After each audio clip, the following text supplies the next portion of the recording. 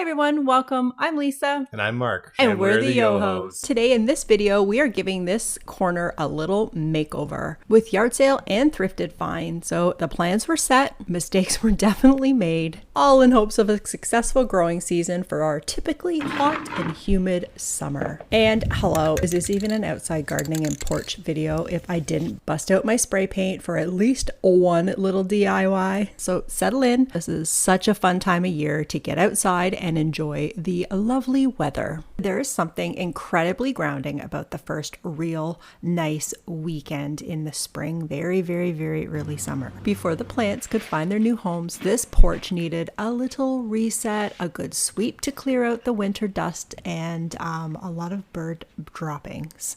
We've had a lot of little fledglings, I've learned the term, little birds that can't quite fly the greatest, but they just kind of hop around and get fed by their parents. And we've had two different species. The power washer is going to wait for another weekend. I'm just going to wait for these little birds to fly the coop, literally get out of here and quit pooping on my porch and in my plants. But right now, I just want to kind of clean up the area and just have a clean slate, so to speak. I know it's going to get a whole lot messier, but I need to clean off this porch because I can't concentrate.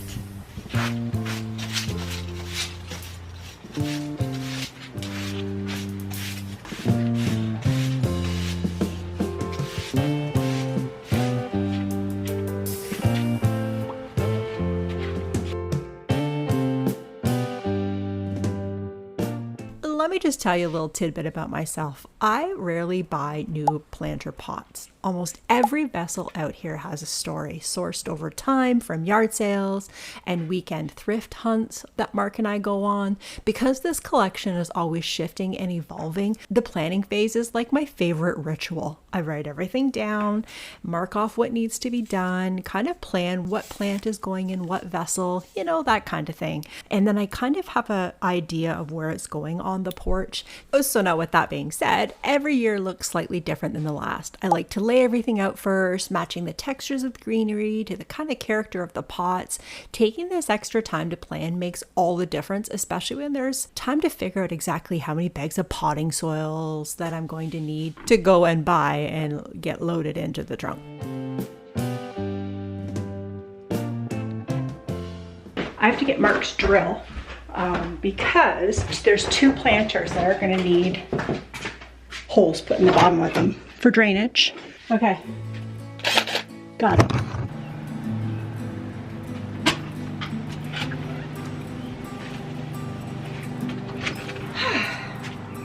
I'm tired already. Sitting on the ground is for losers. I'm sitting on that.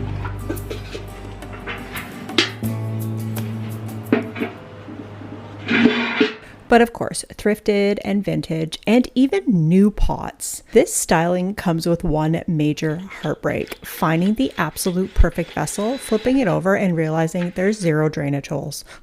Root rot is real, so don't let a solid bottom of a planter or a vessel stop you from using that piece. If there's one thing I want to encourage you today, no matter your age, your background, or how much DIY experience you have, it's that you can absolutely do this yourself. In fact, I firmly believe a cordless drill shouldn't be just hidden away in a workshop. It belongs in every single home as a basic staple. Like, you should just have one. Now listen, I will link this below in our storefront, but I know it is a little bit pricey, but I'm telling you now, again, some little words of wisdom. I have bought cheaper ones in the past and they just don't stand the test of time. If you want one that's going to last, I would say your entire life. Mark and I have put these drills to the test. Let me tell you, with the amount of DIYing that the two of us do, we've had the same set of drills for the entire time. There you go. Very industrial grade. Now, here's a little tip though. If you get the big, massive battery like Mark uses, you're going to get arms like Mark. Is it free? Ooh. Oh, are you kidding me? The one I use is the small battery and it lasts forever. He uses the big one because it obviously lasts for way longer, but this is a perfect starter pack that I will link that you guys will have no problems with these babies.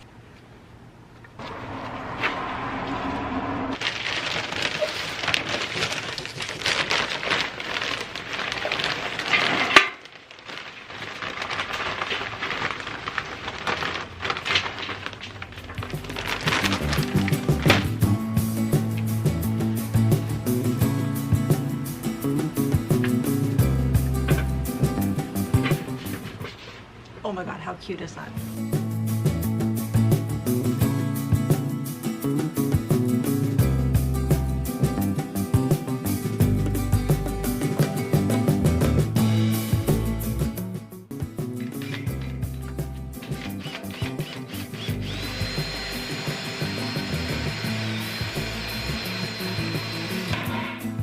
Now I've decided to just put an old plastic plate in the bottom of this planter. I do know that this planter is old, vintage, so I really just want to kind of keep its patina the way it is. I don't want it to age much more than it needs to. I just want to kind of go easy on the old gal. So in my head, it makes sense to just put an old plastic plate in the bottom and then put the Gerber daisy in a pot and put it right on top of the plate inside the pot. Plus, I didn't think that the amount of dirt that this pot needs to fill really justified growing a Gerber daisy because I know it does really well in the past in pots exactly this size. Also, you'll notice my very fancy watering can / spare milk pitcher.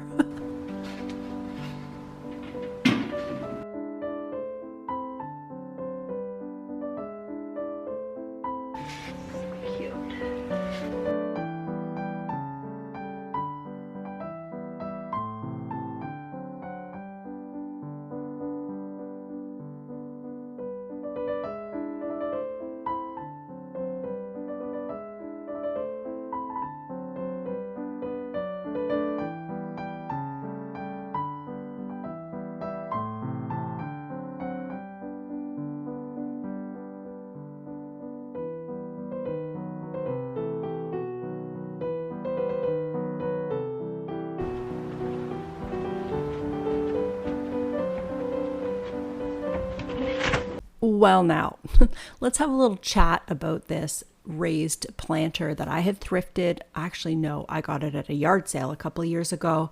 I think it was not even $10. I've always wanted one of these. It's really windy out here, you guys, and yeah, I'm going to just pop a couple of holes inside the top of this planter because I don't want it to rot out. I don't know why it doesn't have holes to begin with. Also, too, I might be pushing it with this tank top. It is a little chilly out. I'm going to have to move into the sun for a bit. But I thought to grow some vegetables in it because I just really want to grow lettuce and spinach. So it wasn't a whole lot of upkeep or undertaking because I'm kind of new to the vegetable growing game. With that said, I did put a coat of stain on it when I first got it to kind of revive it a little bit. And I noticed that when it's in the sunshine last year, the bottom of it actually got like really oily, so it wasn't absorbing the oil and it just kind of sat there. So I thought about it for a bit and I actually was able to find this liner to put in it.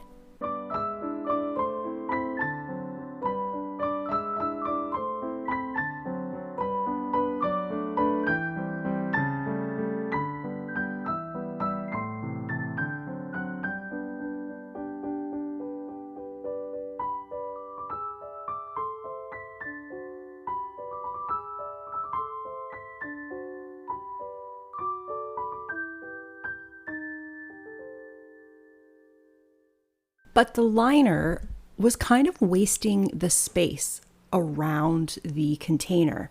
So I thought, you know what, I'll put a plastic bag down and pop some holes in it and put the dirt in there. Well, then I decided that there wasn't enough drainage. I didn't want anything from the plastics from the garbage bag going into the lettuce or the spinach, like any of the funky chemicals. So what I've decided to do is just kind of use this as a mixing, kind of a potting station for the time being. I have it all set up. I might as well just mix the dirt and the manure, which let's talk about that later, in this container. And then I got Mark later on, I didn't get it on camera, I got him to lift the bag out and just dump the dirt in like a galvanized pot planter that I will show you a bit later. But let's just move on and forget this happened. But I did decide to use the little planter that I found. I decided to put some little annuals in there and put it on our front porch. So I thought that was a neat idea. I was able to find the little hanger things for the railing, and it actually worked out perfectly. So this little perennial, I have no idea the name of it, but it has little white daisy-esque flowers on it. Anyways, I want to pop it in this planter. I had intended on putting it in the back garden, but I think I have this planter. I might as well use it. And I feel when the flowers grow, it's actually going to match the pot perfectly. And if it does well, then I'll pop it in the back garden in the fall. And if not, I'll just keep it as is and see how it does. Can we just talk about this manure that one of my friends suggested that I get? I can't even. This is like a big loaf of bread. Let's be real. I don't know what I was thinking. A bag of manure, literally a top black earth. I don't know. She told me the name. I think it was supposed to be sheep manure black earth. Well, I went to the wrong store because we didn't have one of those stores in our town. So I don't know, went to a different store and just got this. And my plan was to mix it with the potting soil. But when I opened the bag, I didn't know what I was thinking. Like, what did I expect a big bag of manure to, first of all, smell like? And secondly, look like? Like, what? So it was all I could do to break off these big freaking bricks and put it in this bucket and mix it up and bring it over. And I did it twice. I can't. No. Farming's not for me, I don't think. I can't be a farmer. A vegetable grower, I will not be. I'm telling you that for free. Hi, buddy. Hi. How are you? Oh, dear. What's the matter? Oh, really?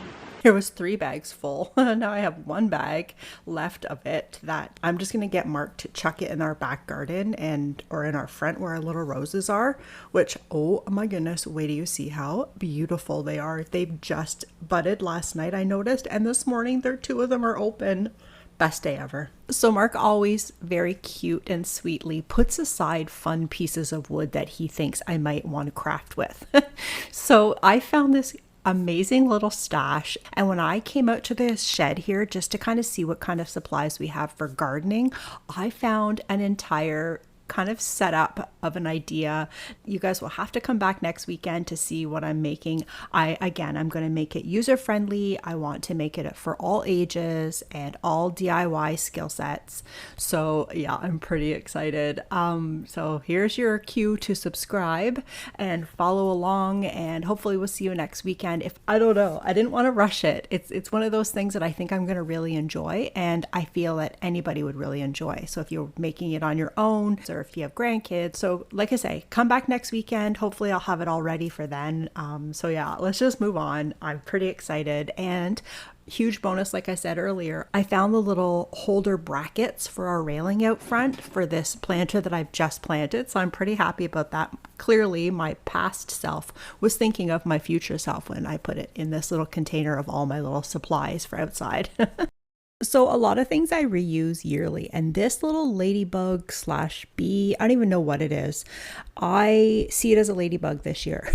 So I noticed that the white paint was chipping off of it. So I've given it a good spritz. I think originally this was black and it didn't really show up in the garden very well. So I decided one year to spray it white, and I think I had it yellow one year.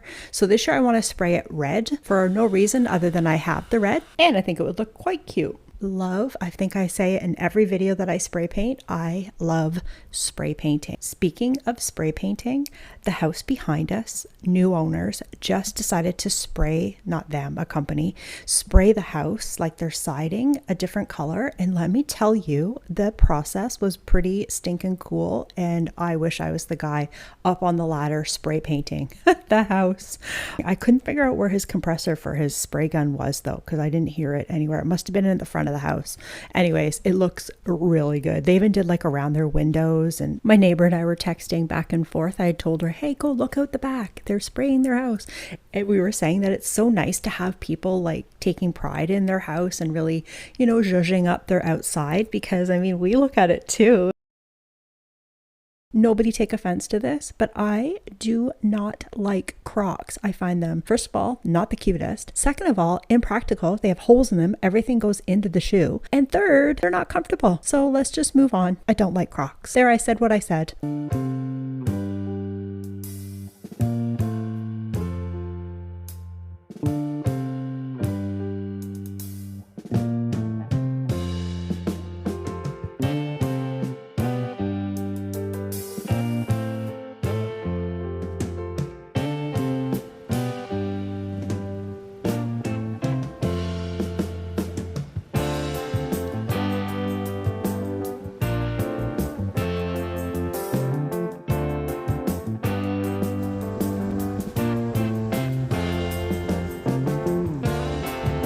so cute, eh?